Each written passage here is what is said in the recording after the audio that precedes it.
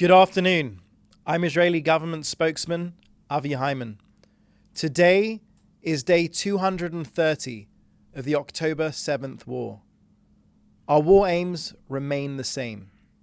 Destroy Hamas, release the hostages, and ensure that Gaza does not pose a threat to us. We'll begin today with an update on IDF casualties. Since the outset of the October 7th massacre, IDF fatalities have unfortunately risen to 634.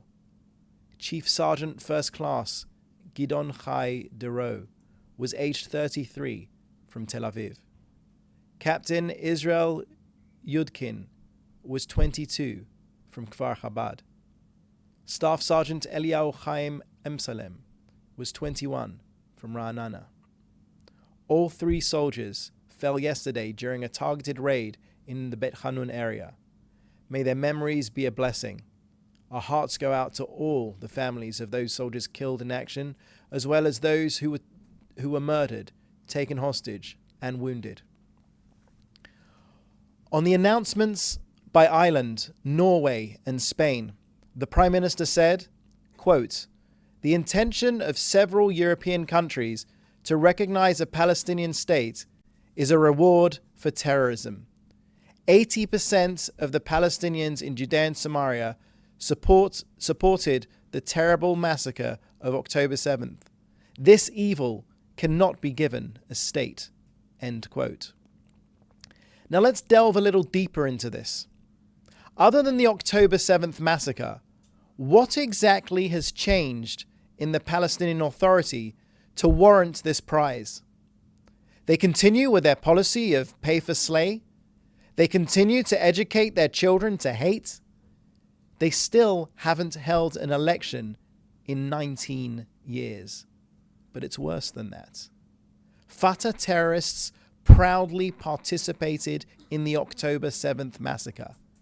The Palestinian Authority has not condemned the October 7th massacre. So what is this Palestinian state that you've recognized?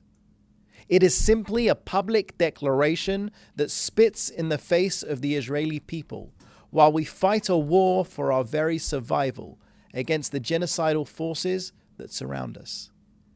After we witnessed the unthinkable atrocities of October 7th, after thousands of missiles and drones were shot at Israel from Gaza, Lebanon, Iraq, Syria, and Iran, will putting an Iranian puppet state on the strategic hills of Judea and Samaria, towering over 70% of Israel's population, within eyeshot of the IDF headquarters and Ben Gurion Airport, make Israelis safer? The Jewish people just experienced the worst attack since the Holocaust, and your response is to advocate for the 9-mile-wide Auschwitz borders? If Israel has learnt anything in recent months, it is that our children deserve a better, safer future, not the resurrection of old, failed policies created by blind-sided backseat drivers abroad.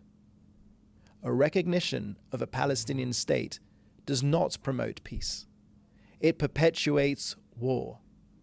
Any kind of so-called solution for the Israeli-Palestinian conflict that compromises Israel's security does not mean peace.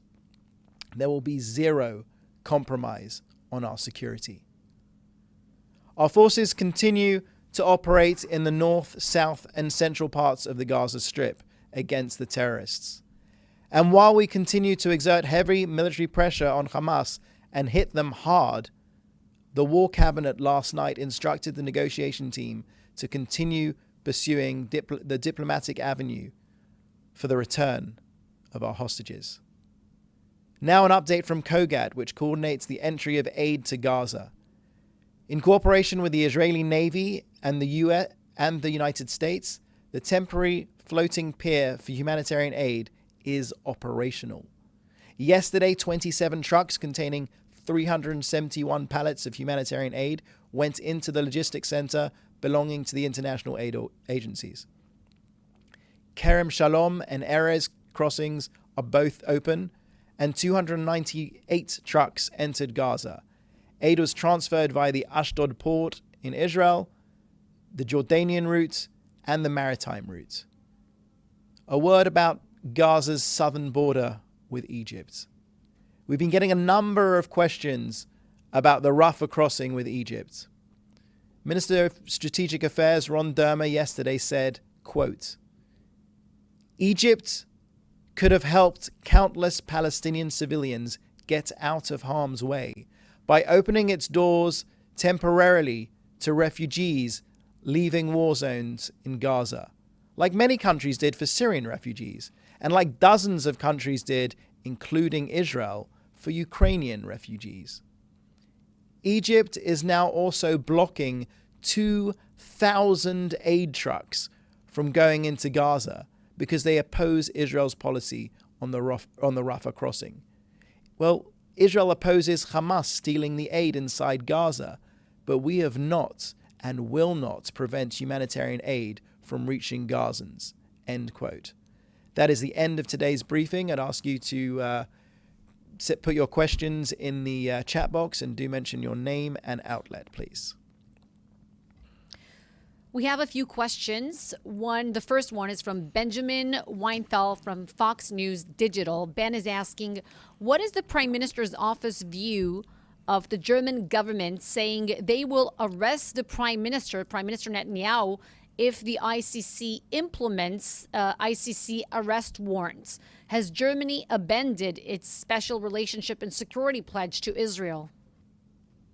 So I'm old enough to remember the German leader coming here just days after October 7th and standing with Israel and stating that Hamas are the new Nazis. Hamas have definitely proved that they are the new Nazis that seek the genocide of the Jewish people.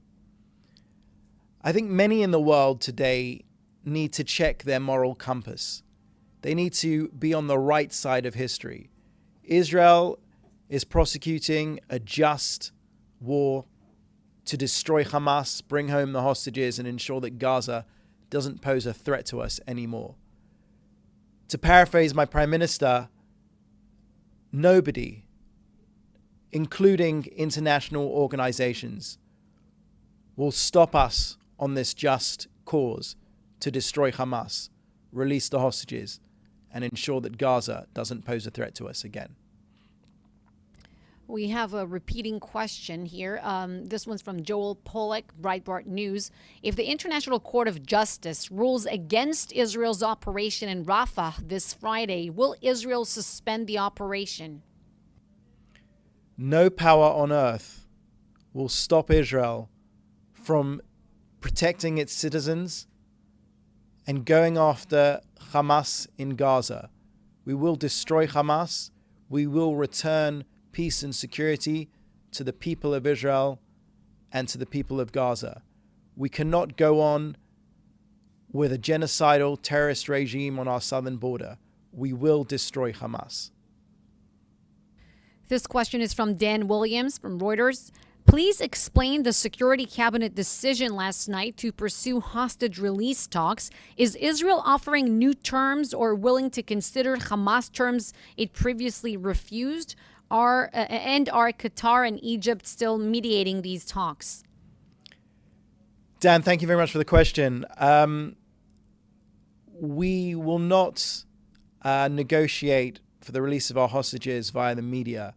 I think we've learnt throughout this war that what's important is that those talks remain behind closed doors, and we hope that they will be fruitful sooner rather than later. We demand the immediate release of the hostages, the unconditional immediate release of the hostages. This war could end today if Hamas unconditionally surrendered and gave back the hostages. We all saw those awful videos that the families released yesterday of those young Israeli girls being harassed. Sadly, we know that they were likely raped. Looking at those Hamas terrorists saying, those are the ones that can get pregnant. What do they mean by that? Are there currently Israeli hostages that are pregnant? Where is the outcry? Me too, unless you're a Jew. Enough is enough. Those hostages need to be reunited with their families. We will do our utmost to bring them home using both military pressure on Hamas and every diplomatic channel available to us. And the last question that we have from today from Jim Williams, Zenger International News Service in Washington, D.C. In the past 24 hours, all of major U.S. networks have played the 3-minute video of the IDF women terrorized on October 7th by Hamas. Do you think that this will have an impact on those who have protested on college campuses? Also, why did it take so long to be released? There are so many things that are important to US students, students in America, students across Europe. So many things make them upset.